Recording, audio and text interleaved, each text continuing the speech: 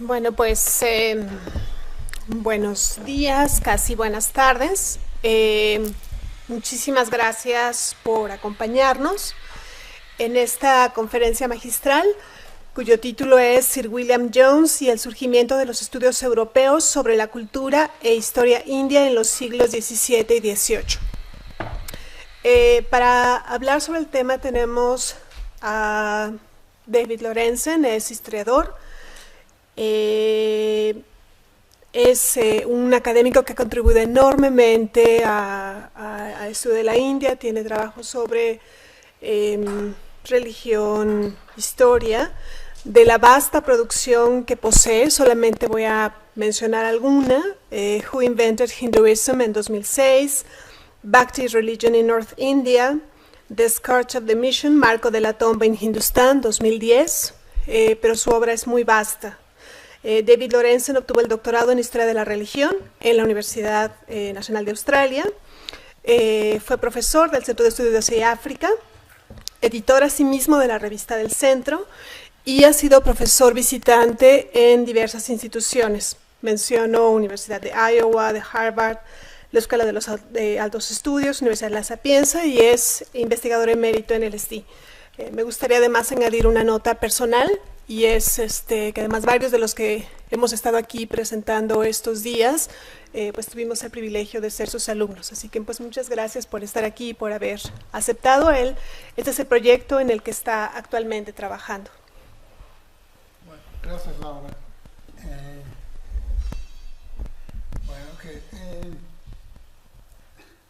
Quiero hablar sobre básicamente tres cosas. Tengo esto. ¿Me pueden escuchar, oír? Sí. Ok.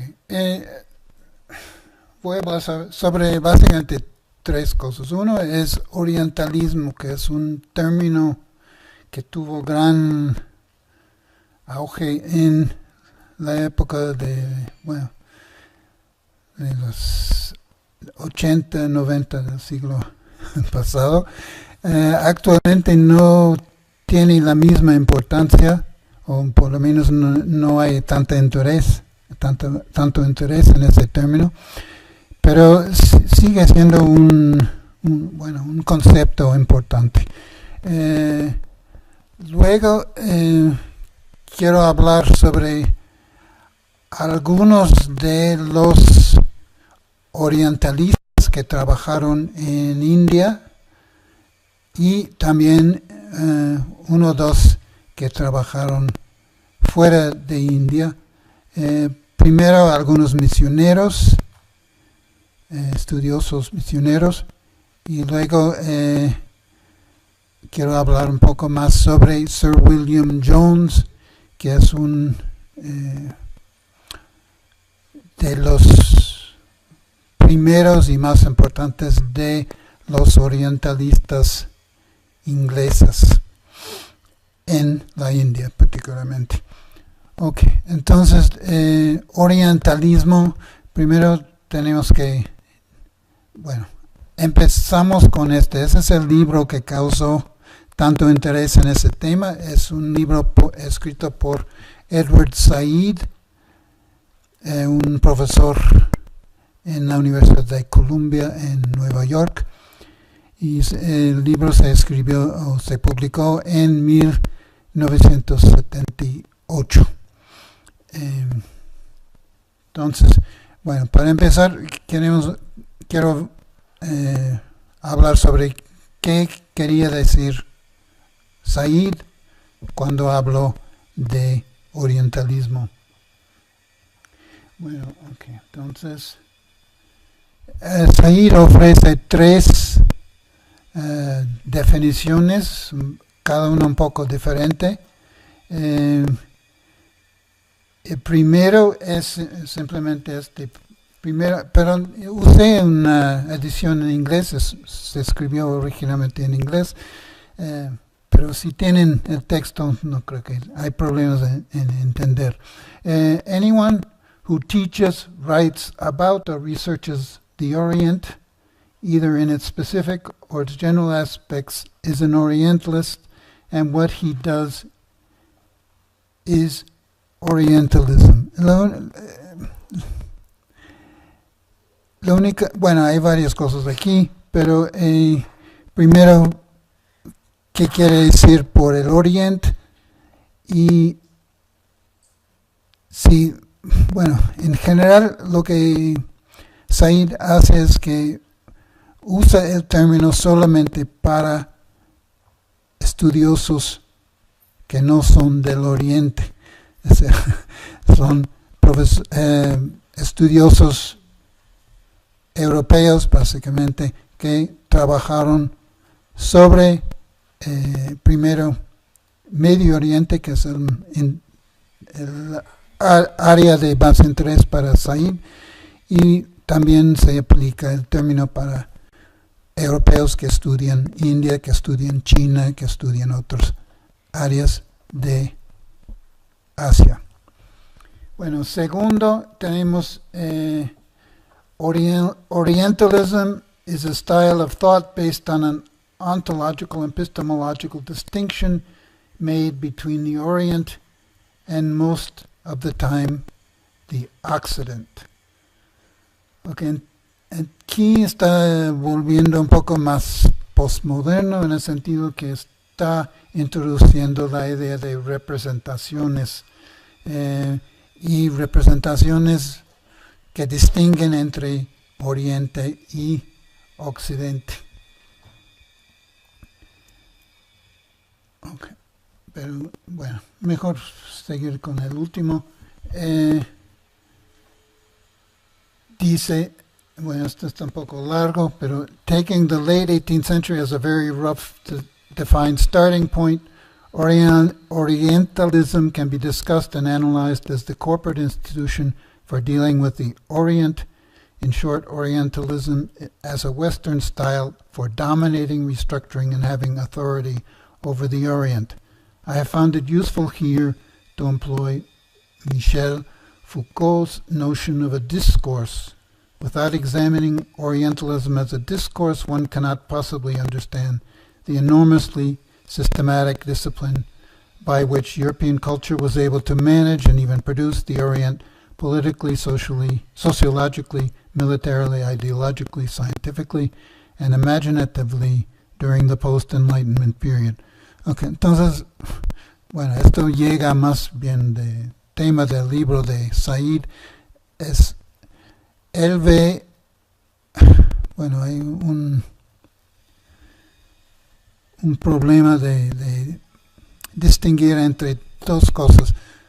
Él ve los estudios orientalistas como representaciones que forman un discurso que en ese sentido tienen poco que ver con la realidad de qué son los países, qué son las culturas de Asia. En otra idea que tiene, y están a veces no es completamente consistente, son en su punto de vista misrepresentaciones, son representaciones falsas.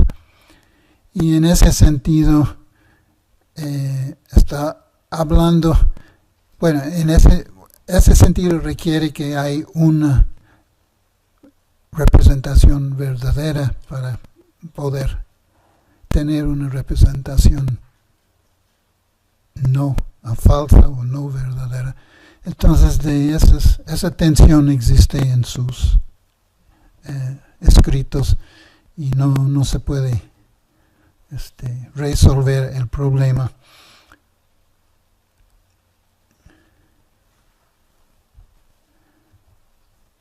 Bueno, estas citas que tengo ahora son básicamente citas que discuten precisamente ese problema de que son las representaciones son completamente autónomas. Es decir, el Oriente es no exactamente una fantasía, pero es una cosa que no tiene mucha relación con el supuesto objeto de los estudios, o que si son representaciones en cierto sentido verdaderos, pero falsas. Entonces, aquí está una de estas citas. Said's approach is manifestly idealist. One of Said's disciplines, Christopher Miller, places the issue squarely in these terms. Perception is determined by Orientalism, rather than Orientalism being determined by perception. This statement emphasizes the extent to which the real Orient was irrelevant to the thrust of the movement to create a composite fictional character for the Orient. The images constituting the character were the products of who knows what perversity of mind and are completely devoid of reality. Esa es la idea de que son representaciones puramente en forma de discurso sin conexión con la realidad de Asia. Y uno de los autores más interesantes sobre este tema es uno que se llama Aijaz Ahmed. No tiene un libro suyo, pero tiene varios artículos que se pueden encontrar en JSTOR o otras fuentes de ese tipo. Dice lo siguiente: in the Foucaultian definitions, representations cannot be referred back to any truth outside or beyond themselves, nor to the intentionality of the representer, because the structure of the representation is already inscribed in and always regulated by the power of discourse. Otra vez la misma idea de que cuando los orientalistas hablan de las culturas de Asia, están hablando en términos de un discurso que es autónomo y no tiene en realidad mucho que ver con el Oriente en sí. Bueno, esos son los problemas. Ya he indicado el mayor problema, que son, bueno, los problemas en 2 o 3. ¿Cómo se puede distinguir representaciones verdaderas o mejores de representaciones falsas o peores? Dice Richardson, the problem that arises here is that if such representations are false, then there has at least to be the possibility of a representation that is true. Cosa que ya indiqué. Y finalmente, Aijaz Ahmed, disagreeable facts about our own past as Asians and present practices are eluded together. Thus, this high modernism of discursive theories, which speaks of the representation but never the objects represented, serves to conceal what cultural nationalism would like to conceal. Aquí es uno de los puntos de Ahmed es que las misrepresentaciones de estas culturas, de estos países, estos pueblos, ocurre no solamente en el discurso de orientalismo, pero también en los discursos nacionalistas, clasistas, sexistas de las mismas culturas. Entonces estamos en como un universo de representaciones falsas, o por lo menos no totalmente verdaderas. Otros problemas con esto, cuando empiezan las representaciones falsas del Oriente producidos en Europa.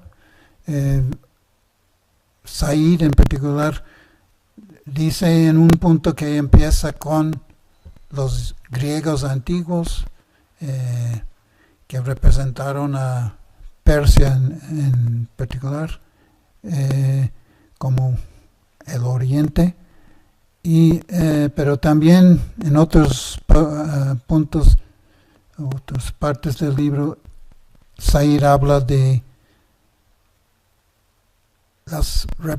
el orientalismo como una cosa que empieza con colonialismo y que una cosa que es ligado en términos de las ideas y prejuicios con el mismo colonialismo. Y finalmente es el problema de todos nosotros estamos trabajando sobre India, sobre chinas, y también los mismos chinos, los mismos indios están hablando, trabajando académicamente sobre estas culturas, estos países. Entonces, ¿cuándo o qué podemos decir de nuestro propio trabajo si estamos encerrados en ese tipo de discurso que no desligado del objeto de estudio? Bueno, eso es básicamente lo que...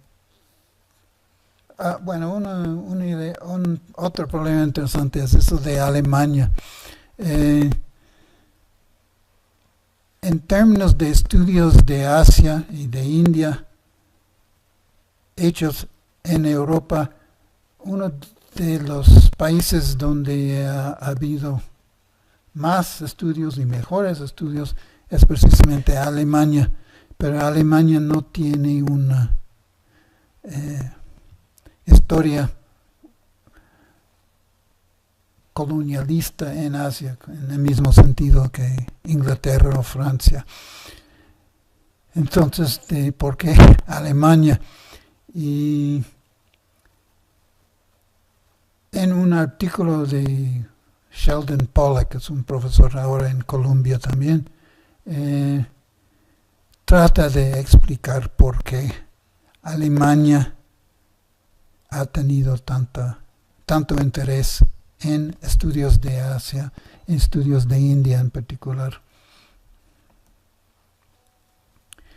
Bueno, Pollack escribe en una manera no siempre fácil de entender, pero ¿qué es lo que, bueno, un resumen de lo que él dice sobre el problema? In the German instance, however, Orientalism as a complex of knowledge power has to be seen as vectored not outward to the Orient, but inward towards Europe itself, to constructing the conception of a historical German essence and divining Germany's place in Europe's destiny. If the German problem is a problem of identity and the German figure of totalitarianism, racism, the discourse of Aryanism and consequently the Orientalism on which it rested was empowered to play a role in Germany could never play in England. Bueno, en otro sentido, como saben,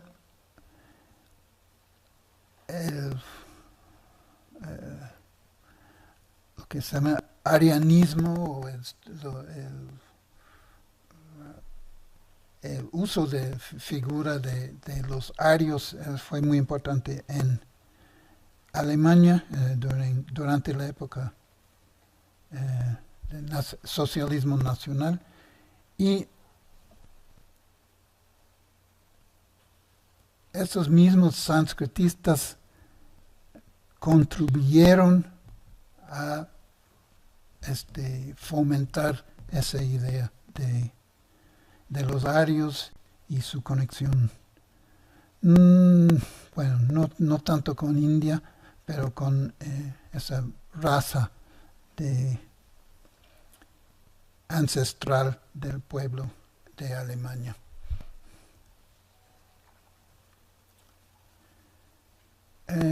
Finalmente, quiero por lo menos mencionar la idea de... Hay diferentes orientalismos. Hay orientalismo inglés, orientalismo europeo, y últimamente, por lo menos en el contexto de India, han hablado de orientalismo católico.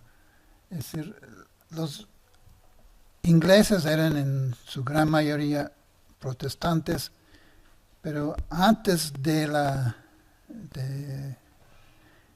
orientalismo de Sir William Jones, que vamos a ver en un minuto, hay orientalismo en las colonias controlados por los portugueses, los franceses, en el caso de India, y también en zonas donde los poderes o los gobiernos coloniales no habían llegado. Como otro que vamos a ver brevemente es uno que llegó a Tibet, que estaba controlado, bueno, en parte por China, pero básicamente por los mismos tibetanos.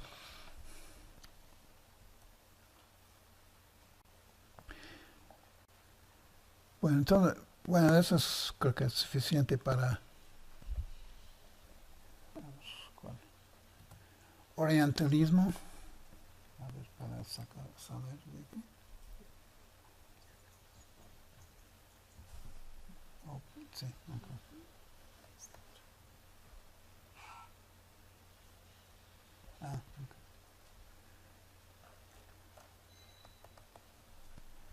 Okay, la segunda parte de lo que quiero hablar es este es más fácil, simplemente algunos un repaso de algunos personajes que eran estudiosos que podemos llamar orientalistas, es decir, básicamente estudiosos europeos que en estos casos estaban en Asia y escribieron sobre la cultura e historia de diferentes zonas de Asia.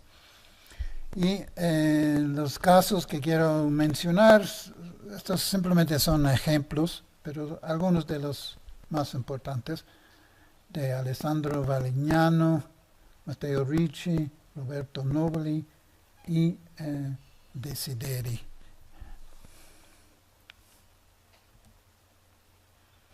Okay.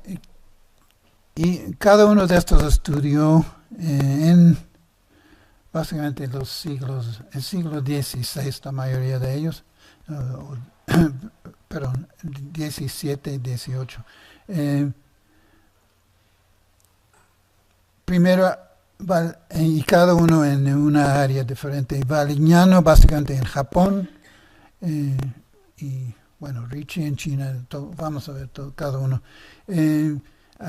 Alessandro Valignano, nacido en 1539 en Nápoles, entró en la sociedad de los jesuitas en 1566, estaba en Japón durante estos periodos indicados, todos básicamente en el siglo XVI. En el siglo XVI el cristianismo tuvo un éxito sorprendente en Japón, pero finalmente al final de este periodo el gobierno de los shogun japoneses decidieron que no les convenía tener los cristianos con tanta importancia y los quitó. Entonces, en estos casos también importante es qué hicieron para tener éxito en esta zona, y los jesuitas en particular usaron una práctica de evangelización que se llama adaptación, es decir, trataron de acomodar las creencias y culturas nativas en el catolicismo que estaban tratando de imponer. Bueno, como vamos a ver particularmente en el caso de Nobili en India, esto causó algunos problemas dentro de la misma iglesia.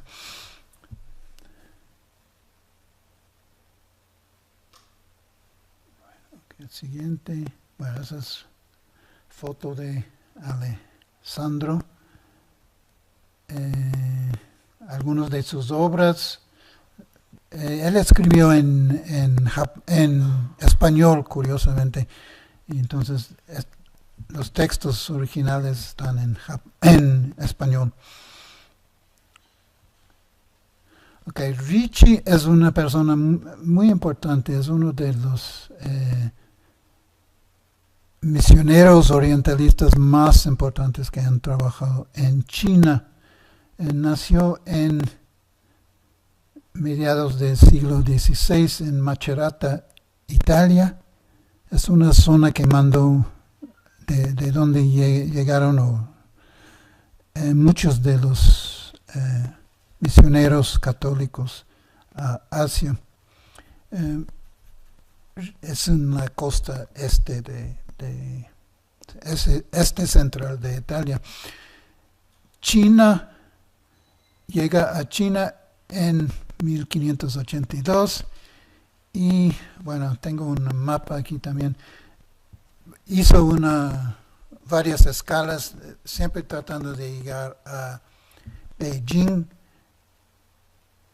porque lo que querían casi todos estos misioneros es convertir a los gobernantes de las zonas donde estaban trabajando para poder usar el poder político para convertir a la gente local.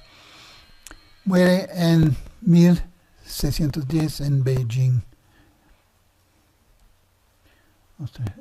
Bueno, él también, como el caso de estos otros, como jesuita, usa esa técnica de evangelización, de adaptación, y en este caso se adapta toma la ropa de los sabios confucianos. Originalmente trató de aparecer como monje budista, pero los monjes budistas no estaban bien vistos por la corte en China, entonces cambió a ser confuciano. Bueno, aquí están pues una mapa de China. Empezó al sur y finalmente llega a Beijing, que está en el norte. Algunas de sus obras, como esta gente estaban ahí y su objeto principal era convertir a los chinos o los asiáticos en cristianos, tuvieron que aprender bien los idiomas locales y no solo usaban no solo usaban los idiomas en sus predicaciones, también algunos de estos, como Ricci, también escribieron libros en los idiomas de Asia. Podemos ver, bueno, primero, y tenían dos trabajos en realidad. Uno fue presentar las culturas a la iglesia en Roma, o sea, a las autoridades, para que entendieran qué cultura, en qué país estaban trabajando estos misioneros. Y segundo, para ofrecer a la gente de las zonas de Asia. Entonces escribió una traducción de los libros clásicos confucianos, luego un texto en chino, un tratado sobre amistad. Ricci también tenía una memoria totalmente asombrosa. Es decir, tenía una técnica mnemónica que le permitió recorrer textos y cosas, información enorme. Entonces hizo un tratado sobre los artes mnemónicos, otro texto, Sentido verdadero del amo del cielo, un intento de adecuar ideas de cristianos con confucianos. También en una traducción al chino de los elementos de geometría de Euclides y varios otros textos. Finalmente el último es más importante para nosotros, es una historia en italiana de China y es una descripción de las culturas de China, muy importante todavía hoy en día. Entonces, otra cosa que, en la versión original de esta charla, uno de mis objetos fue indicar que los orientalistas misioneros lograron describir las religiones locales y las culturas locales en términos que todavía usamos hoy en día. De otro modo, decir que distinguió entre Confucio, Lao Tzu, que es de taoísmo, los budistas y otros.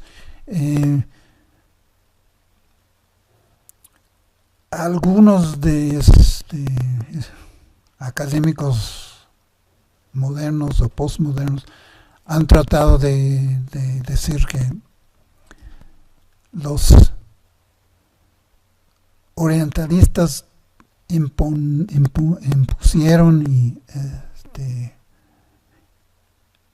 sus propias ideas sobre qué es la religión. Originalmente en Europa la idea era que hay 4 religiones: cristianismo, judaísmo, islam y paganismo, es decir, de los paganos, la religión gentil.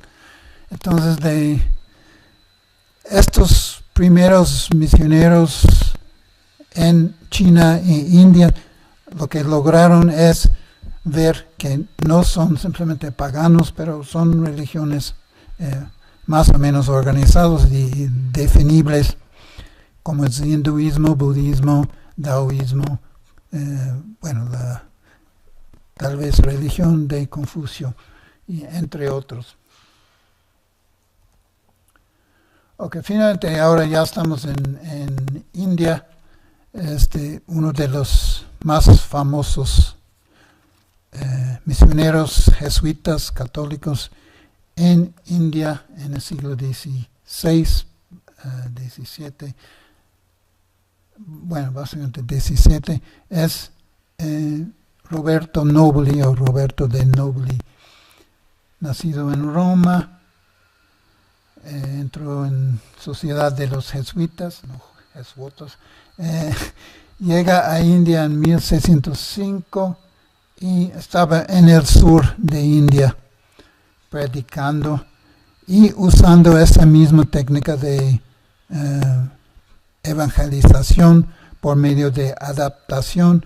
En el caso de Nobili, lo que él asumió fue vestimiento de un sadhu indio con cordón sagrado, bastón, toda la parafernalia de esa gente. Aquí está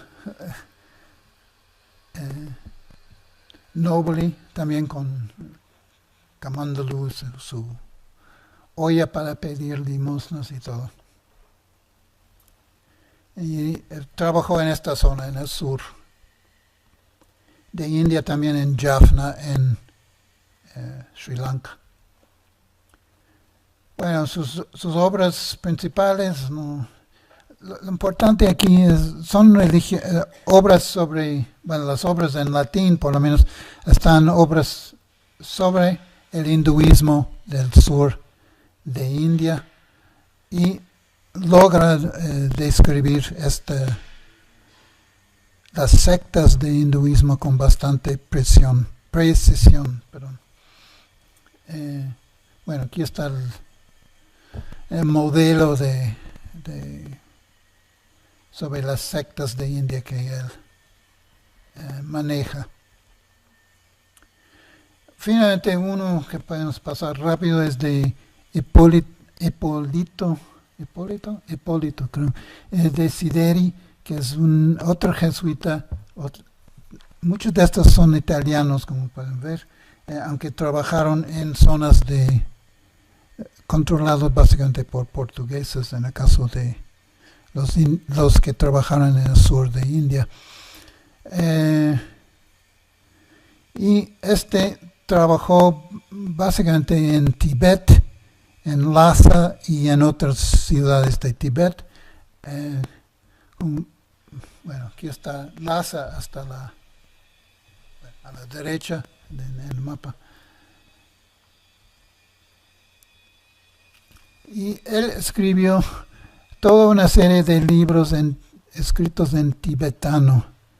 Él estudió en un monasterio budista en Lhasa y logró adaptarse, puede ser, mucho a los discursos de los budistas tibetanos.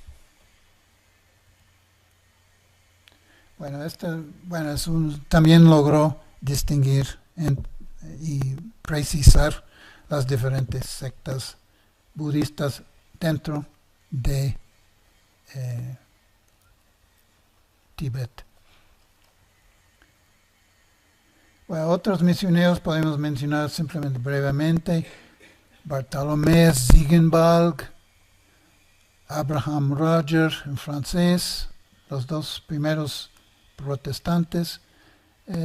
Giuseppe Maria da Gargiano es otro de los italianos que trabajó en el norte de India.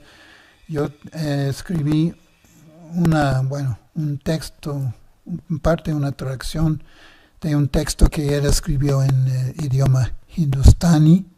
Esto está disponible en internet gratis. Y finalmente Marco de la Tomba, otro de la misma misión italiana en el norte de India. Y también, Laura ya mencionó un libro que escribí sobre este tipo. Dos más no son tan importantes. Y el último es, hay una serie de libros escritos en francés originalmente por jesuitas que se llama Las Lettres Edifiantes.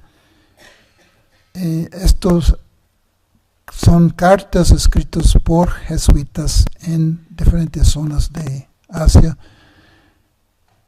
escritos a sus superiores en Roma, describiendo las culturas y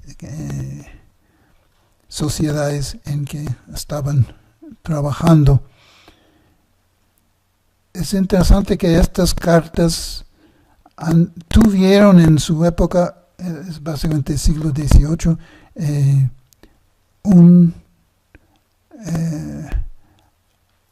popularidad en Europa bastante impresionante.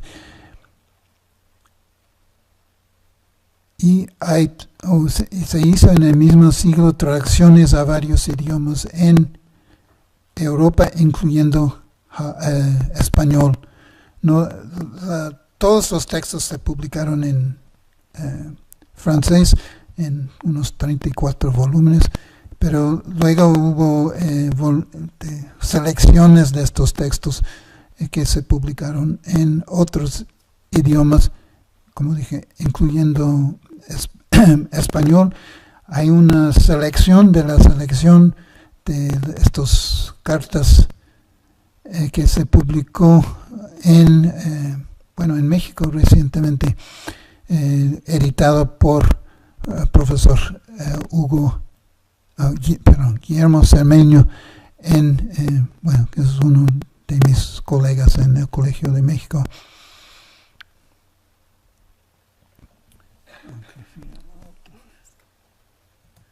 ¿Cómo va de tiempo? ¿Está bien? Okay.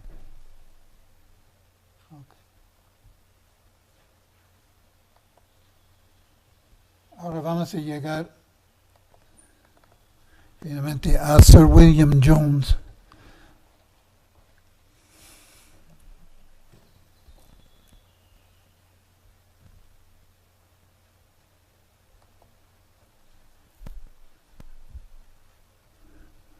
Sir Yo estoy trabajando ahora con Sir William Jones. De hecho, es un proyecto que he tenido durante varios años y he escrito varios textos sobre su trabajo en India y todavía no estoy satisfecho con lo que he hecho, entonces todavía nada de esto está publicado. Bueno, la bibliografía, la bibliografía primero. Hay varias biografías de Sir William Jones. El más conocido probablemente es eso de Garland Cannon y otro por S.N. Mukherjee y finalmente unos textos importantes escritos sobre diferentes aspectos de trabajo de Sir William Jones. Okay. ¿Quiénes son sus datos biográficos? Nació en Londres en 1746.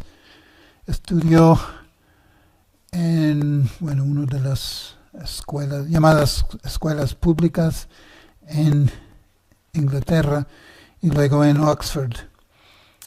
En Oxford estudió árabe y persa y trabajó como tutor a una familia aristocrática de Inglaterra. En 1770 empezó a estudiar leyes y en 1764 se recibió empezó oficialmente como barrister o abogado.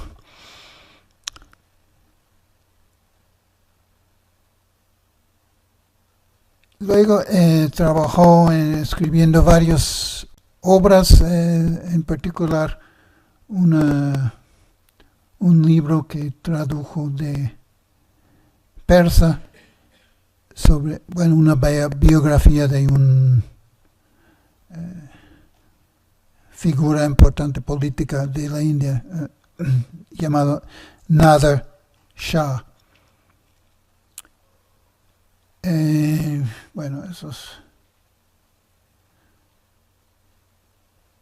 Y esa última parte de su conflicto con Anquetil Duperron es importante porque muestra cómo Jones estaba tratando de establecerse como una autoridad máxima sobre primero textos en persa y luego cuando llegó a India en textos en sánscrito.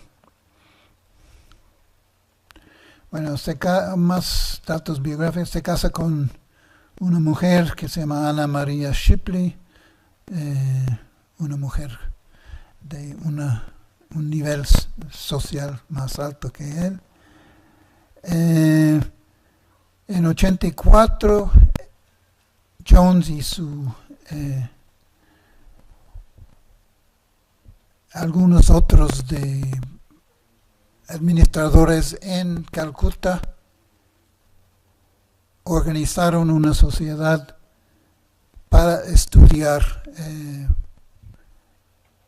India en particular, la sociedad asiática o Asiatic Society con K, y durante los siguientes 10 años Jones estaba trabajando como juez en la corte en Calcuta y también como orientalista hizo varios proyectos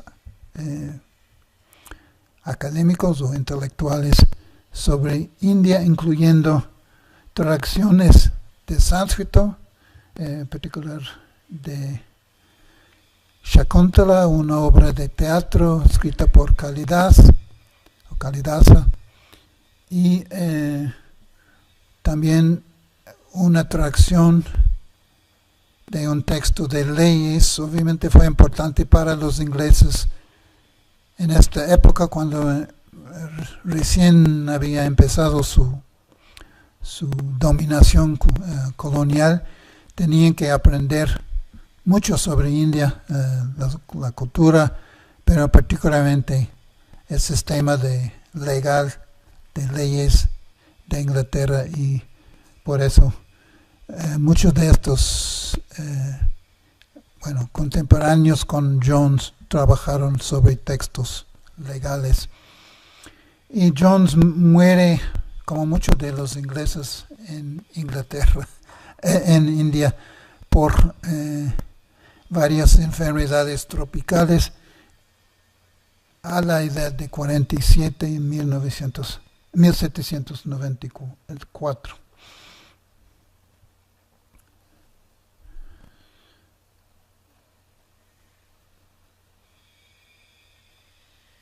Bueno, okay. Esto es para volver un poco al orientalismo. Algunos autores, particularmente mi amigo Thomas Trautmann, tratan de distinguir el trabajo de Jones y otros de los ingleses administradores o funcionarios de la compañía inglesa de las Indias Orientales. Distingue es su trabajo de la obra de los misioneros, que ya acabamos de ver unos ejemplos. En mi opinión, esta distinción realmente no es válido. Sí es cierto que los ingleses, como Jones, tenían más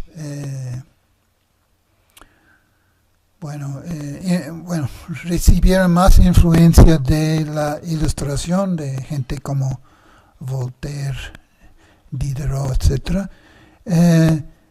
Y también tenían intereses más seculares que los misioneros en general, pero en realidad, finalmente escribieron en inglés, no en italiano o francés o portugués.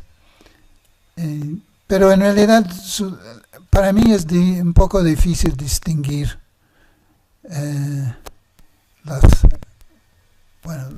los enfoques de estos misioneros, de orientalistas ingleses, de los misioneros. Los dos lograron sí aprender los idiomas locales. Tal vez los misioneros tenían mejores habilidades en estas áreas de los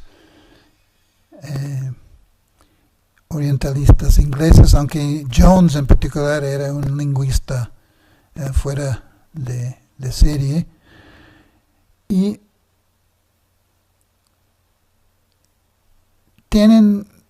creo que todos tienen todas las debilidades, los prejuicios que asociado con orientalismo por Edward Said y otros, pero también la virtud de realmente estar ahí, está estudiando en los idiomas locales y conocían por lo menos partes importantes de las culturas asiáticas.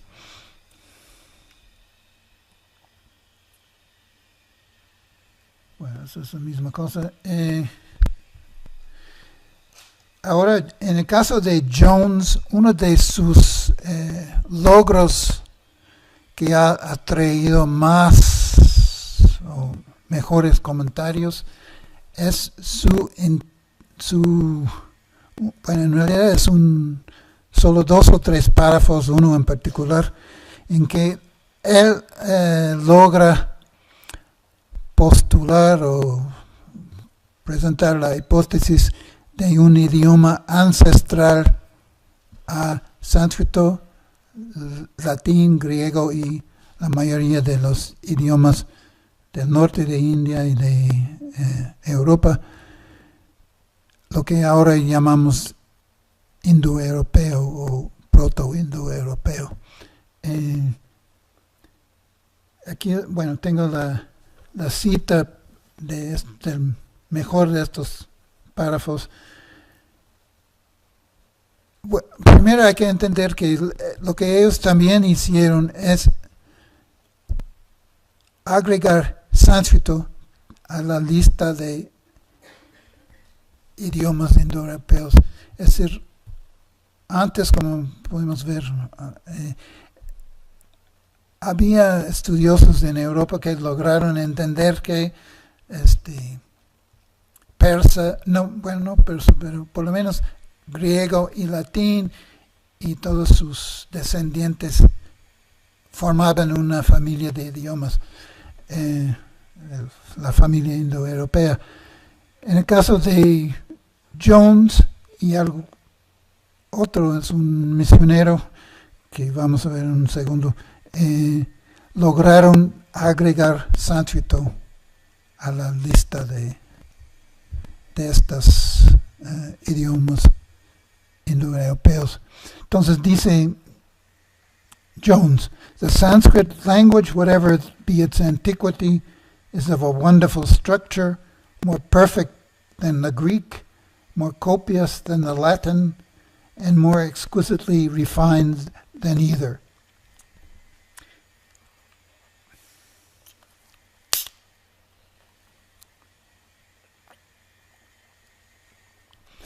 Yet bearing to both of them a stronger affinity both in the roots of verbs and the forms of grammar than could possibly have been produced by accident, so strong indeed that no philologer, estamos en el Instituto de Filosofías, could examine them all three without believing them to have sprung from some common source which perhaps no longer exists. Esa fuente común es precisamente es la idea de indoeuropeo o proto-indoeuropeo.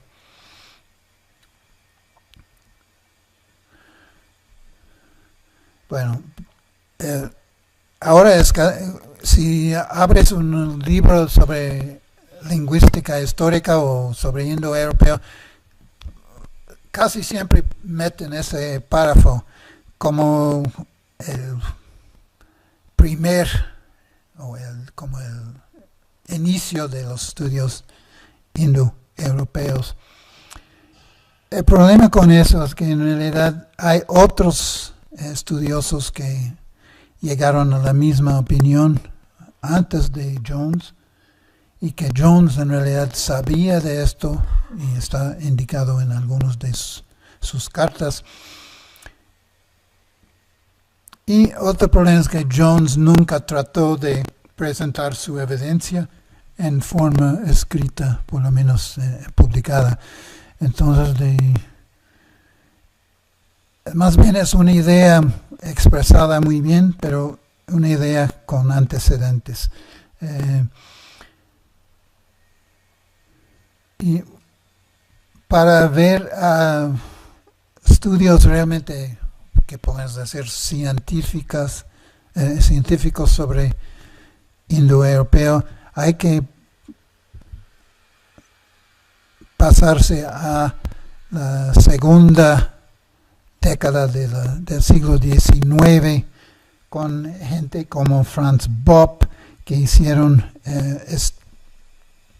comparaciones más precisas y descubrieron cosas como cómo cambiaron los consonantes, las vocales de un idioma a otro y también los cambios gramáticos, de qué forma tomaron, etc.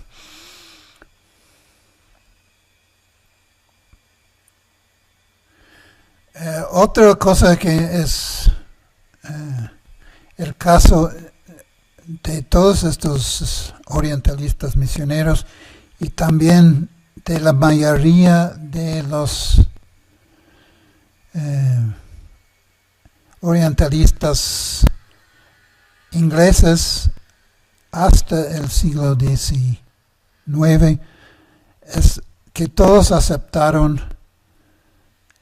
lo que se llama la cronología corta mundial, o la cronología iniciado, bueno, por varios estudiosos, pero más importante probablemente es un obispo de irlandés protestante que se llama James Ussher, del siglo XVII, que fechó la creación del mundo en 404 antes de nuestra era, o de la era común, y el diluvio que acabó con toda la raza humana, con la excepción de Noé y sus 3 hijos y las esposas de los 4, en 2348 antes de nuestra era.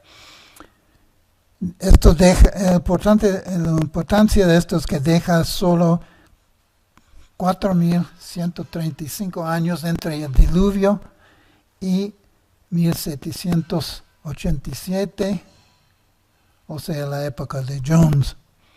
Asumiendo que Noé y sus hijos hablaban el mismo idioma, esto deja solo 4135 años para la diversificación de todos los idiomas y pueblos y razas del planeta. Eso no solamente indoeuropeo, pero chino, Japón, el asentimiento de las Américas, Australia, etc.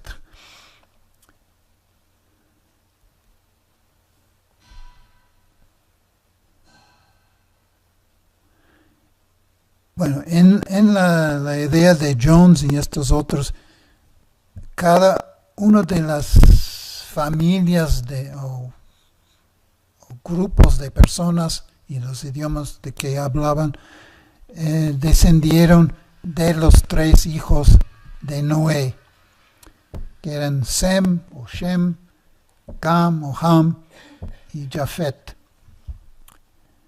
De Sem descendieron los semitas, es decir, bueno, por eso el nombre semita viene de eso. Cam, de Cam vienen los hamitas, que son básicamente egipcios, y bueno, un pueblo que se llama Cusitas. Y de Jafet, los jafetitas, que incluyen normalmente en estos esquemas casi todos los europeos, y por lo tanto los primeros orientalistas estudiosos académicos que postularon la existencia de indoeuropeo, o por lo menos vieron las similitudes entre idiomas europeos, llamaban estos idiomas jaféticas, es decir, idiomas de descendidos o que originaron con Jafet, el hijo de Noé.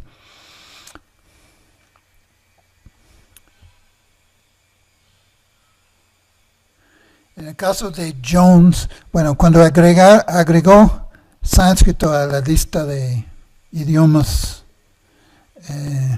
indoeuropeos,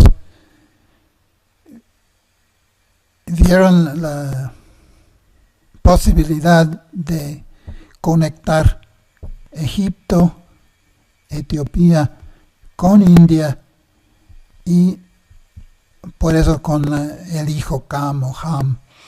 Entonces Jones propuso en realidad que los idiomas de India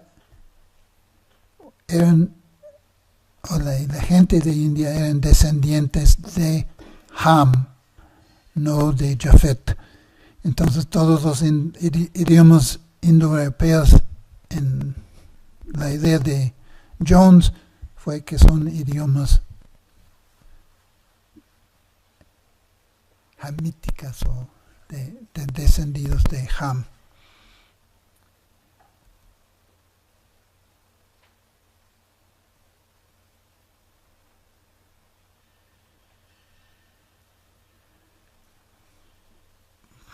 Bueno, eso más o menos ya cubrí.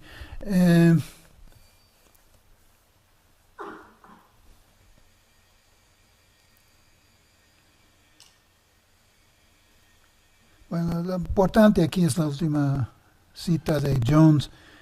Dice, porque también descubrieron que persa pertenece a esta lista de idiomas, por lo menos la persa más antigua. Actualmente el idioma tiene una influencia muy fuerte de árabe, pero si llegamos a los niveles más antiguos vemos que sánscrito y persa tienen una relación muy estrecha. Entonces Jones dice, the first race of Persians and Indians to whom we may add the Romans and Greeks, the Goths and the old Egyptians, or the Ethiops, originally spoke the same language and professed the same popular faith. Entonces está basando su análisis lingüística, por lo menos en parte, en la historia bíblica. Está bien en términos de persas, romanos, griegos, góticos, pero cuando llegamos a egipcios, no tanto. Es decir, que está confundiendo las cosas a causa de su creencia en la historia de Génesis bíblica.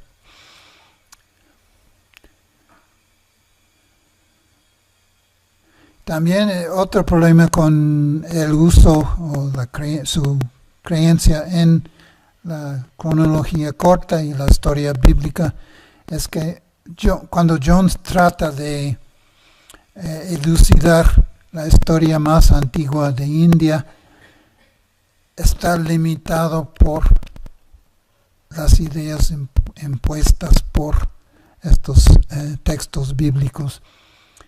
Y el resultado, como dice Mukherjee, que es uno de los biógrafos de Jones, es que la cronología que elabora en sus textos es totalmente inútil. Jones no logra el problema cuando los europeos llegaron a India no había una ciencia ciencia histórica entre los indios sobre la cronología de la India antigua. Entonces los ingleses llegaron, no tenían cronología local, por lo menos no utilizable, y importaron la cronología bíblica que tampoco servía. Entonces entre los dos es muy difícil elaborar una historia más o menos aceptable de la India antigua. Al final de su vida, sí, Jones logró finalmente establecer una fecha que más o menos exacta, gracias a al hecho de que en algunos textos griegos antiguos se menciona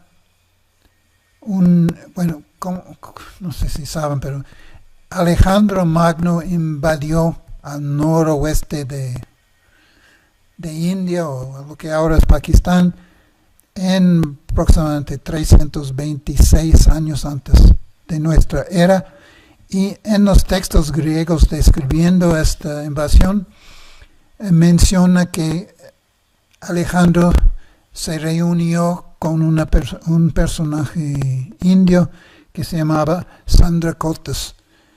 Y en el caso de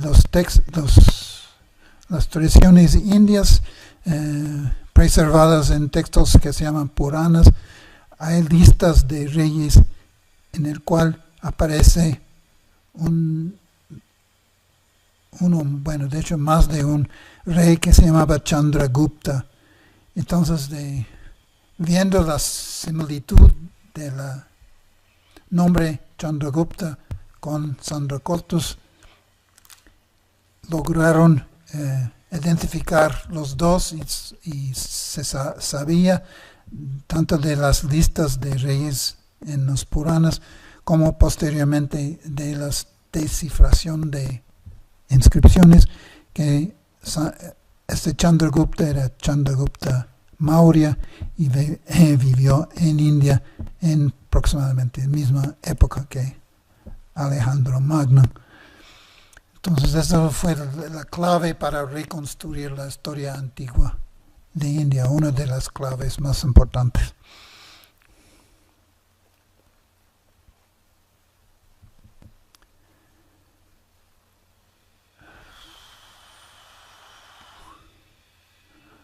Bueno, esto no voy a entrar en detalle.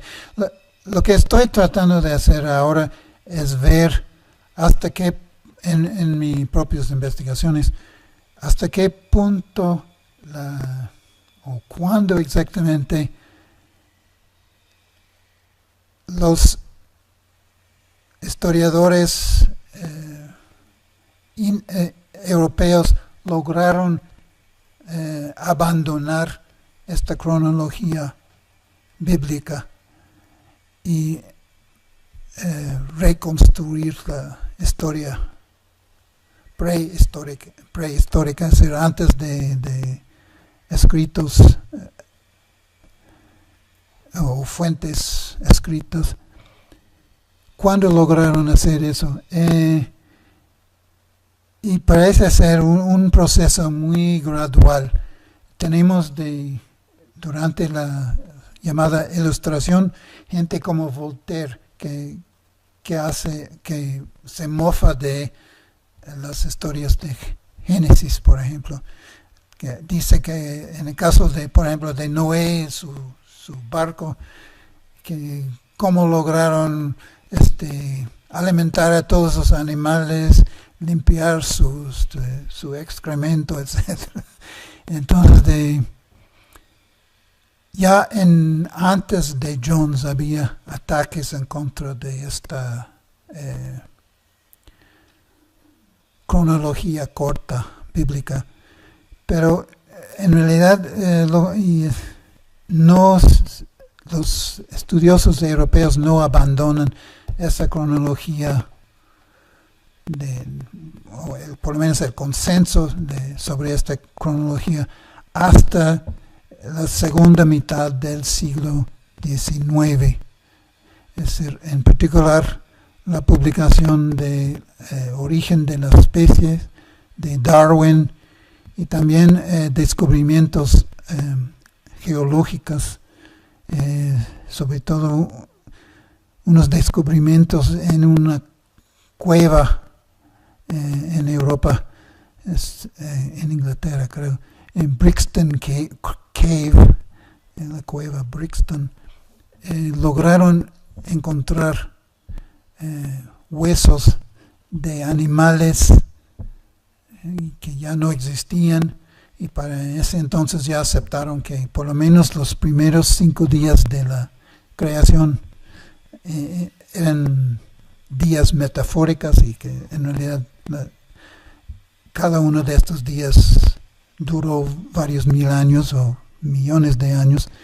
Entonces aceptaron que estos animales llegaron antes de 4004.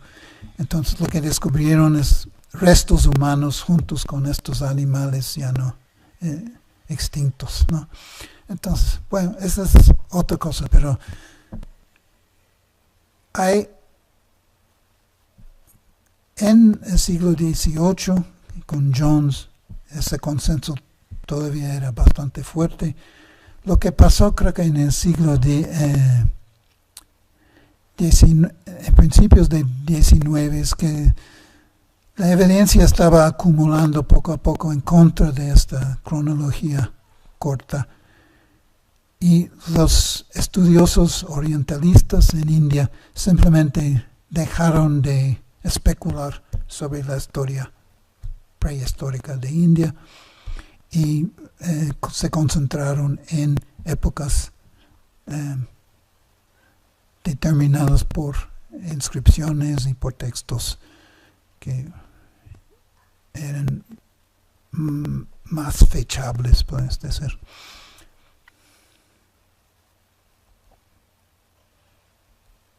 Ok, creo que voy a terminar ahí. Entonces.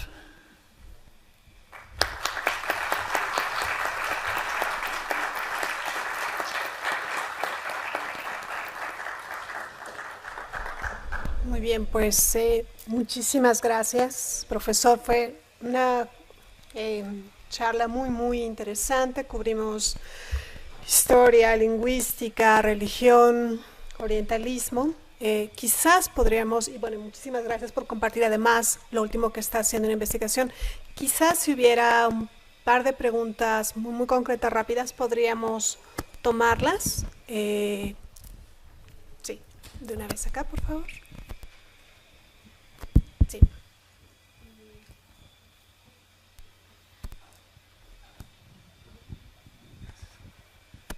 Profesor, muchas gracias por la conferencia que nos dio. Cuando dice que Jones conocía ya a gente que había estudiado sánscrito, ¿qué personas eran? Nobili pues ya había estudiado sánscrito y tenía un conocimiento pues bastante preciso del sánscrito. ¿Hay algún lazo entre estos estudios de los jesuitas y Jones o los ignora completamente? Sí, hubo contacto. Sí, es decir, si sabía del conocimiento. Ese es un tema muy interesante. Y el problema con los trabajos, uno de los principales problemas con los trabajos de los misioneros orientalistas es que muy poco se publicó. Es decir, que aparte de estas letras edificantes, la mayor parte de los estudios hechos por los misioneros nunca lograron publicarse, por lo menos hasta el siglo XX y XXI. Entonces, la cuestión es hasta qué punto sabía Jones de estos textos. Probablemente sí sabía de las letras edificantes. Hay algunos, por ejemplo, gramáticas de sánscrito hechos por misioneros y probablemente, bueno, hay una duda sobre si él sabía o no algo de estos textos. El primero que se publicó, gramática de sánscrito, fue hecho por un otro misionero, un carmelita que se llamaba Paulinas de ¿qué? Bueno, Paulinas. Y eso fue hasta, creo que después de la muerte de Jones en 1795, creo. Bueno, entonces no sabemos hasta qué punto. Parece que Jones sí leyó algunas cosas y de hecho robó ideas e información de algunos de estos textos, pero es muy difícil averiguar exactamente qué. Hay un comentario sobre eso por Javier y Supanov en su libro de Orientalismo Católico. Habla un poco de Inés eso. Supanov, ¿no? ¿Cómo? ¿Inés Supanov? Sí. Ah, ok. Sí. Muchas gracias. Sí. Buenas tardes. Quisiera preguntar, bueno, como ¿qué usted piensa sobre el orientalismo? Porque entre lo que nos mencionó, expuso, Él dice que, bueno, Said toma el orientalismo desde este discurso Foucaultiano, ¿no? Pero Foucault también habla que el discurso ya está dado por la sociedad y es como ese imaginario.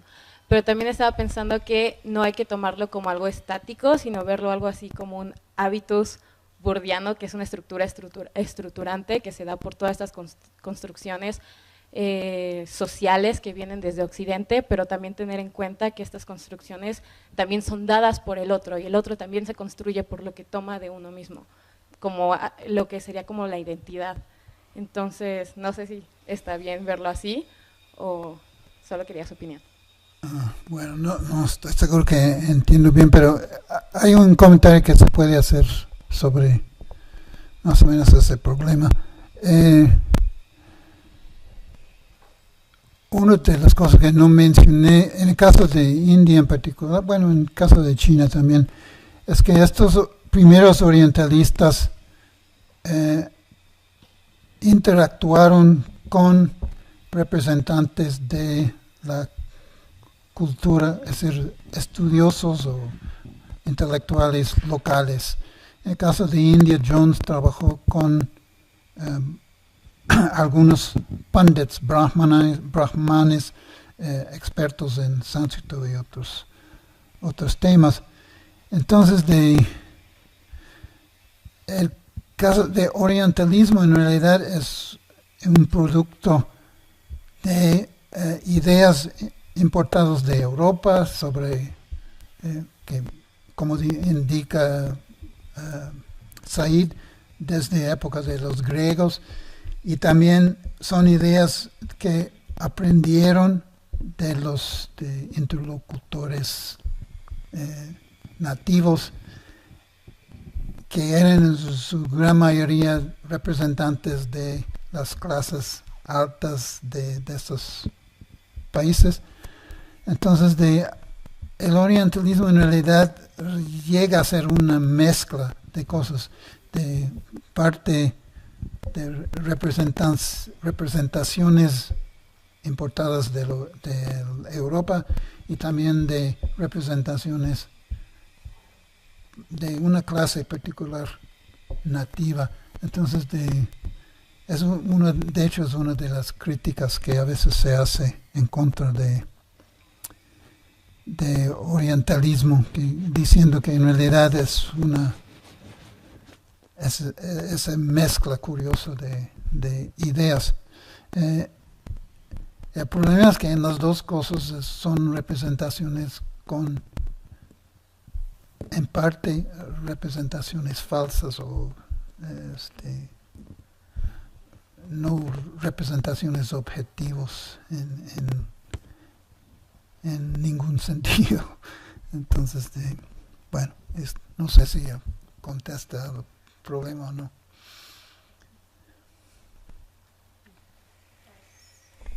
Muchísimas gracias nuevamente, profesor Lorenzen, un gusto estar acá, tenerlos a ustedes también, gracias por estar acá, y regresamos en 6-7 minutos, por favor, para nuestra siguiente mesa. El título de la mesa siguiente es Intercambios, Traducción y Recepción, y tendremos 3 presentaciones, entonces pues los esperamos en 5 o 6 minutos, por favor, de vuelta. Gracias.